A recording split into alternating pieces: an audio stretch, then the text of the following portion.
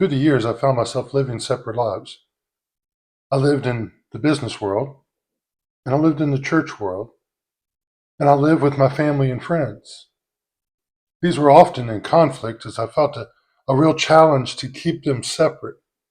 I wanted to give each of them my best. In a lot of ways, I've had my life departmentalized for all of my professional life. Time and time again, that kept coming up. It was almost cyclical.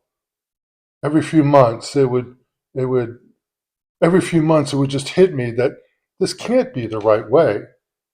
I was honestly getting tired of changing hats, becoming a businessman, becoming a minister, being a dad, a husband, a friend. It wasn't that I was in conflict, as I tended to go to the same place in both worlds.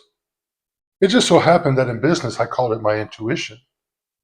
In ministry, I called it the Spirit's leading. In my family and with friends, I just called it my faith. I felt was the right thing. I thought that's what you were supposed to do, so you didn't offend anybody. The church, the business, the family, the family.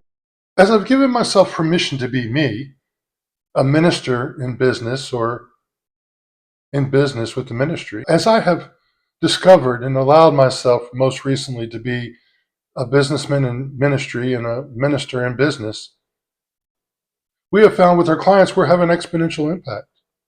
When we quit separating our worlds and just worked in the fullness of who we are.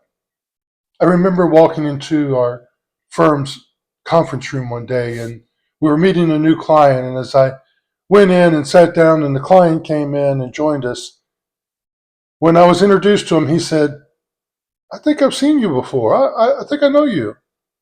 And we didn't find anything. I just said I had a popular face or whatever. And we moved on through the site. A few days later, I was meeting with him one-on-one and he says, "I think I know where I know you."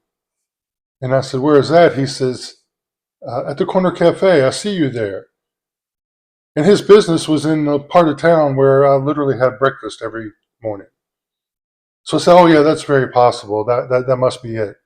At the end of that meeting, he says, "Wait a minute. I know where else I've seen you." And I said, "Oh yeah, where's that?" He said, "You were speaking at that church up on the corner. My wife and I have been looking for a new church and we visited there just a few weeks ago and you were the pastor." Hmm. All of a sudden, my worlds came together whether I wanted them to or not. When he mentioned to me that he realized I was a pastor, I really didn't know if that was a statement or a question. To hear more, like and subscribe. Hey, it's your dream. It's your business. It's your life.